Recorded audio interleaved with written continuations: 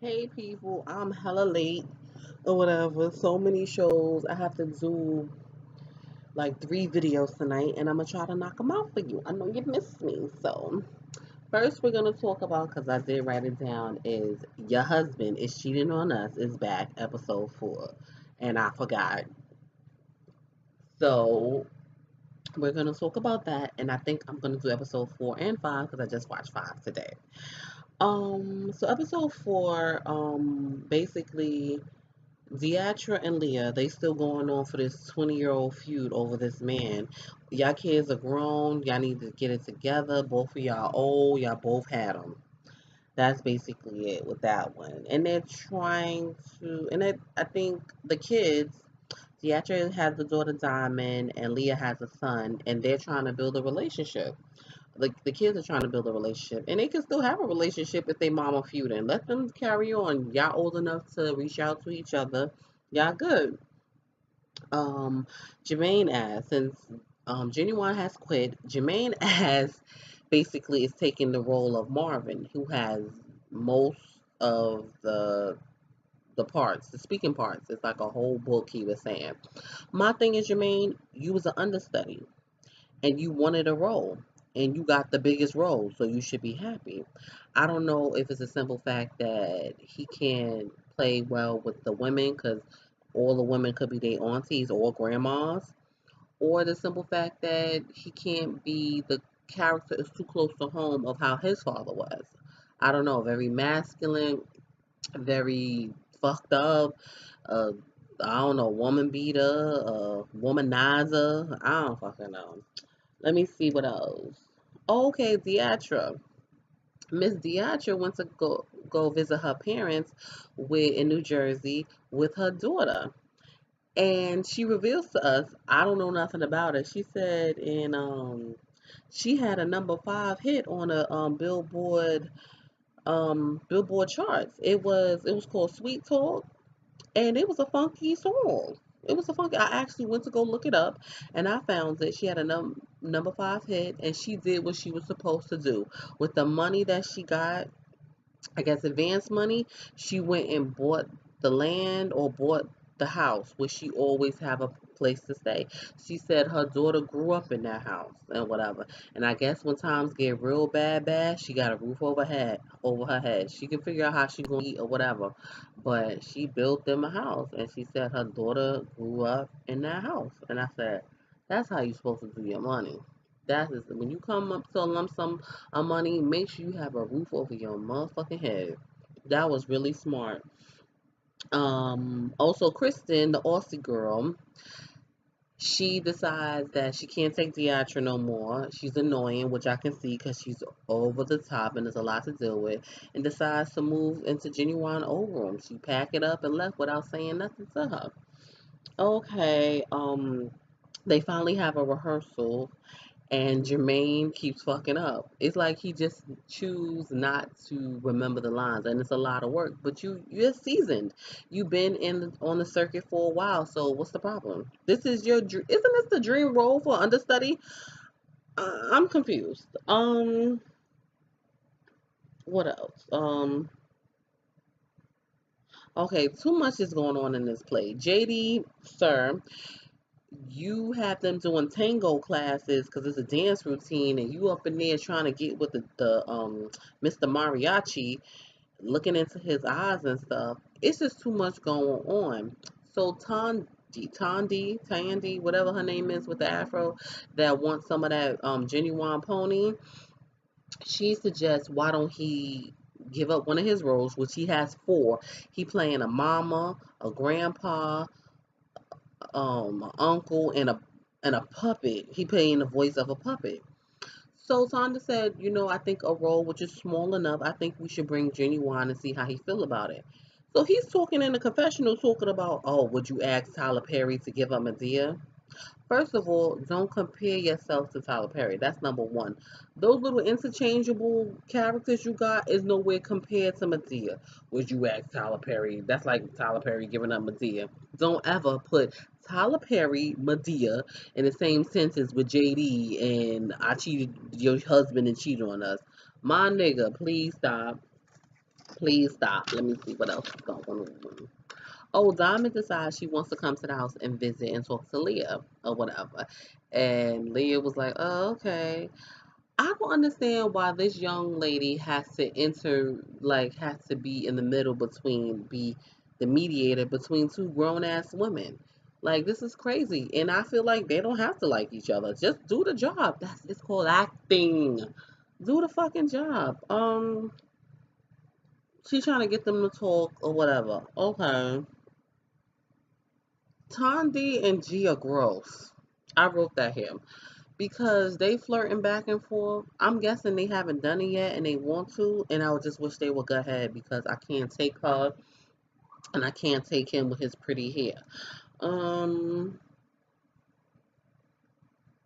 Okay, so we go to another rehearsal, right?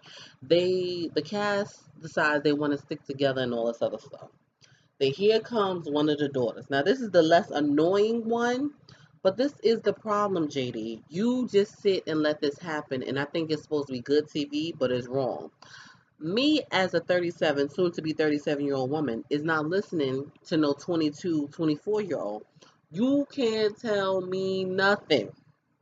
And you think these young girls, your daughters, you thrown to the wolves, are able to talk to these 40, 50-year-old women. It's not going to happen. So Miss Aussie, Kristen felt some type of way, and they basically all walked out. They were just so pissed. Even Leah was pissed, like, can we just do this?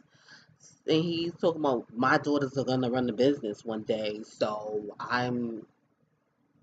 they need to know how to handle it. No, they ain't gonna. It's always gonna be an issue, Jaded, because they don't know how to handle nothing. They don't even know how to wipe their own pussy right. How the hell you want to tell them these 22-year-olds, 24-year-olds, that haven't even seasoned in life, tell me and direct me on what I'm doing? I don't care how long they've been on the damn circuit. No, they grew up on the back of the tour bus. I don't care. You can't tell me as a 37-year-old woman how to do this right here, especially if I've been doing it for 20 plus years. Oh no, ma'am. What else was going on? And so they all walked out. The only person that stayed was Deatra. And I feel like the cast was wrong because even Leah said they were wrong, but they all trying to turn on Deatra. But guess what? Leah didn't speak up because Leah said that they were wrong for walking out. It's unprofessional. And that's what Deatra said. Maybe she was trying to save herself, but who cares? It was totally unprofessional. And that's how basically that episode ended. Now, episode 5 that aired yesterday, I'm going to just lump it up a little something real quick. It was a good episode. My whole thing about it is them hating Deatra is getting on my nerves. She's hella annoying. Hella annoying. But that's no excuse to do what you have to do. They're not talking to her in the house, and I feel like she feel like an outcast. She's trying to talk, she apologized, and they just like they not feeling her. And that's understandable. That's why JD needs to fire all of y'all asses and only keep Deatra. How about that? Maybe Deatra or Leah will bring Genuine back. Or have your little young crusty ass daughters and they bad weaves come through. I don't know. So, what else was going on? Oh, Genuine comes back for the little small role. JD decides to give up a role, and he still everybody's off book besides him. And what else was going on? Him and Tanzi go on another date, and I'm like, will y'all just go have sex in the bathroom? I can't. They're gross, and she's all, and he's all like, I can't.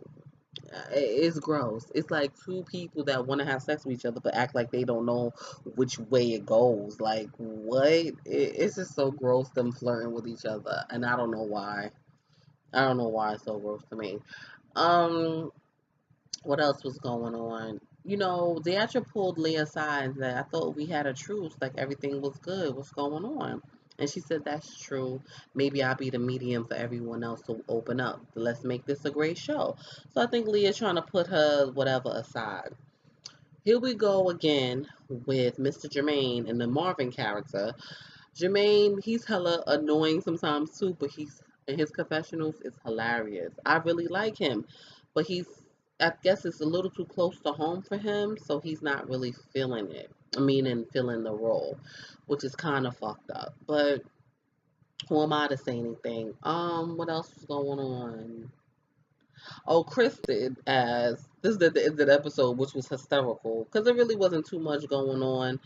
I guess he's just JD is just disgusted with everybody what they don't want to do what they supposed to do. Jermaine is joking around and he has faith in him, but he's like he ready to fire his ass. I said next thing you know, JD is gonna be freaking Marvin, and nobody don't think that's believable. Him being a womanizer, latest man player. That's not believable. I don't care who try to pull it off. Honestly, not them two. Um, the end of the episode, right? I guess Kristen had bought $30 worth of food and it was gone because somebody cleaned up the refrigerator. Of course, it was Deatra who cleaned out the refrigerator, but Kristen thought she was going to get her $30 back, and she was like, no, because Kristen put a note on the refrigerator saying throw all food and all science projects out, meaning basically I guess food was in there for a long time. And Deetra was like, you wrote the note? And she was like, yeah, but I know what the note says. Okay, unless you said do not throw out my $30 worth of food on the note, it's gonna get thrown out. As an OCD person myself, I'm throwing the shit out. I was confused, and it's hilarious how she thought she was gonna get the money, and Deatra laughed at her fucking face. I'm sorry. Oh, she was like, "Oh, you wrote the note? Oh, okay, yeah. You ain't getting $30," and she laughed at her face. And Kristen looking like, "What should I do? Go get a kangaroo? I don't know." Damn, I should say that. But that was basically it. I'm glad it's back. Mama done burnt up the chicken. Well, let's see how it goes. But JD, this is all for TV because some of this shit is just straight nonsense. But we'll see what happens. Hopefully, Tandy gets some genuine pony. Hopefully, Deatra gets some better wigs. Hopefully, Jermaine get it together with Marvin and with the Marvin character. And that's it. Let's talk about it. Let me know what you think. And don't forget to like, comment, and subscribe and share too.